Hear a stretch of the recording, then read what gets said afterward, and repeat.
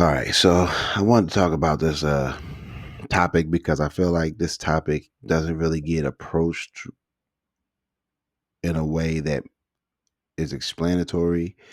I genuinely think the colorism debate is always just one size fits all, and it's never really broken down in any kind of detail. And I think it's weird how the colorism topic just kind of gets said, and it seems like everything kind of falls down to this colorism thing. And not to be the insensitive one in the room, but the colorism argument to me has always seemed like this get out of jail free card for victimhood. It seems like you could just use colorism as a debate to just discount the fact that you're ignorant about a certain situation, or you just don't want to accept the reality. So you slap colorism on it, and it just automatically makes you feel better about something. And I just think it sucks when and you just can't figure out the topic in a way that would put you in a position of understanding, but you'd rather be in a position of negligence and misunderstanding. And I think colorism has been used in the most trivial fashion for so long, especially these last couple years. Colorism has been trivialized. Like, I don't even think we should use that term anymore because we've ruined the idea of what colorism even was to begin with. So going into that, it's like the black community with this colorism conversation. I can't get behind the colorism victimhood mindset, which is the title of the video. It's just, more victimhood or another way of making yourself a victim for something that is really constructed in your head in a way that makes you so temperamental every time something doesn't go your way. It's kind of like the double standard of feminism, but that's for a later video. And you hear it all the time, especially in the black community specifically, and that's usually my main focus. So, growing up, used to always hear these things like, and it's always from the older black women because they was bitter as fuck, but they wouldn't, let that be known. You'd have to figure it out. If you didn't figure it out, you just was oblivious. But the older black women would always be like, "Oh yeah, you know, they wanted the light skinned girl because she was a light skinned girl because dark skinned women are deemed ugly." Or he got with the white girl because her skin was brighter and she had a certain type of nose structure and da da da da da, this, that, and the third. It's always some weird stuff. Then you get older and you just realize maybe he just liked her for her.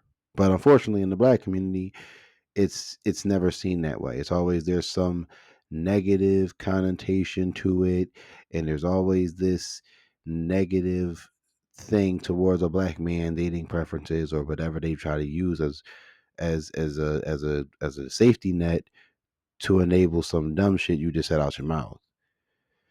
And one of the things I used to watch, it was like the women used to always try to say like, yeah, when black men get this, and the third, it's always a light skinned girl they go after, or they fetishize them light skinned girls, or they think light skinned women are deemed better than us. We hear it now today, all these years later. I was a kid in the 2000s, and you hear it now still, and I'm like, there's so much hypocrisy in this colorism conversation. And this is why I'm making this video because it's never brought to nuance unless it comes from the men, which is kind of a problem. And forever, we only ever hold the woman's argument. So I'm going to go into this and say, I remember when I was a child back in the 2000s, like I said, man, I miss that era. But, long gone now. And I remember the sisters of all different shades, light skin, dark skin, brown skin. I remember watching them sisters run around behind them light skinned boys all the time. They would actively call me darky or African booty scratcher or something like that because of my skin complexion. I had a darker skin complexion. I wasn't like purple, but I wasn't light either. I was, dark skin. And I used to get called all kinds of stuff and I never saw nothing of it. I was just like, okay, that's what I am because of my skin complexion. Like, and if I was, petty, I could have been like, well, if I was light skinned, you would have never said that to me. because it's true. But I was like, I'm gonna just be what it is. I know my place out here right now. It is what it is. And I remember watching all them sisters run around behind them light skinned boys. They used to chase behind them, sniff up their butt, let them fly with whatever they wanted to fly with, give them free access to whatever they wanted to do because he was the attractive one.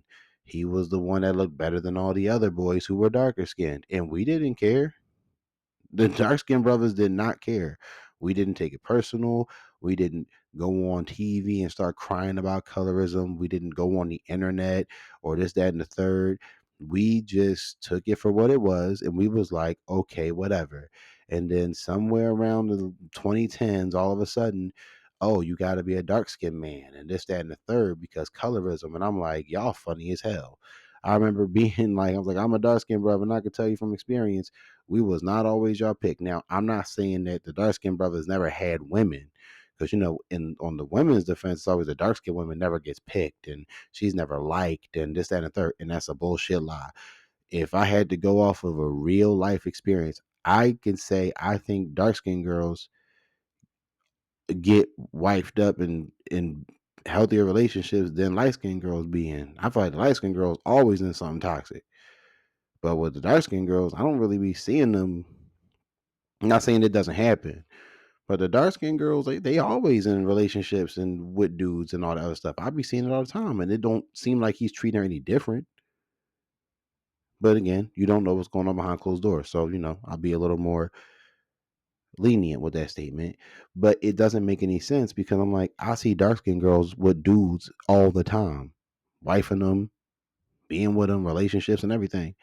So to hear this conversation still in 2024, where it's like the dark skinned girl don't get picked and this, that, and the third, I just think it's just victimhood just to be a victim.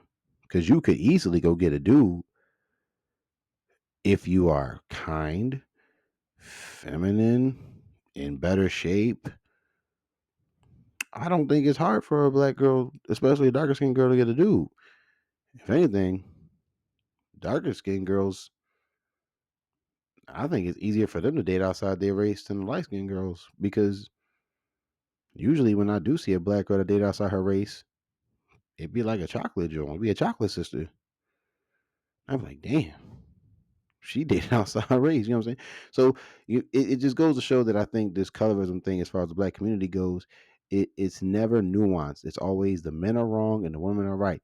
And it's weird because, like I said, when the women were running around behind the light skinned boys, the dark skinned dude said nothing. We didn't say, oh, it's because he light skinned. Oh, it's because he a pretty boy. Oh, it's because this, that, and third. We never put no negative connotations on it. We just said, okay, fine. That's the dude you want to be with. Have fun, do you, whatever, whatever. We wasn't hating or nothing like that. We said, do you. I'm just saying, dark skinned boys, we have an experience too.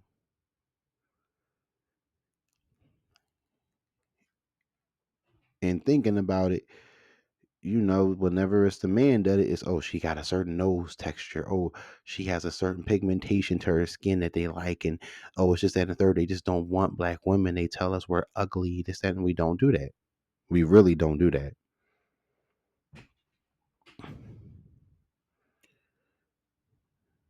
So at some point in time, it's like this colorism conversation is weird to me to think that in our community it's like, oh, the darker skinned people, we always put up with the worst stuff. And I'll be honest, we probably do. Let's be honest. If you was darker skinned, you probably, matter of fact, you most definitely got treated worse. But that's the case, and this is where the conversation gets broad, right? Because that's the case in every other community. So at college, I was meeting people from other countries. I was meeting, like, Vietnamese girls. I was meeting, Dominican girls, and like the quote unquote black version of the other races, like Filipina and Vietnamese and Cambodian for Asian girls. Then you got the Dominicans and the Mexicans for Hispanic people, Brazilians too. Then you got like the Armenians for white girls. I was meeting all those types of girls when in college. Indian girls too, darker skinned Indian girls, lighter skinned Indian girls. And they all said the same thing. They was like, the darker skinned people in our communities tend to get treated worse than the light skinned people. So it's not a one community thing. It's all across the board. But for some reason, when the colorism conversation comes up for black women, it seems to be like it's us and it's only us, and it's just no one loves black women. I'm like, I see dark skinned Indian women, dark skinned Spanish women, dark skinned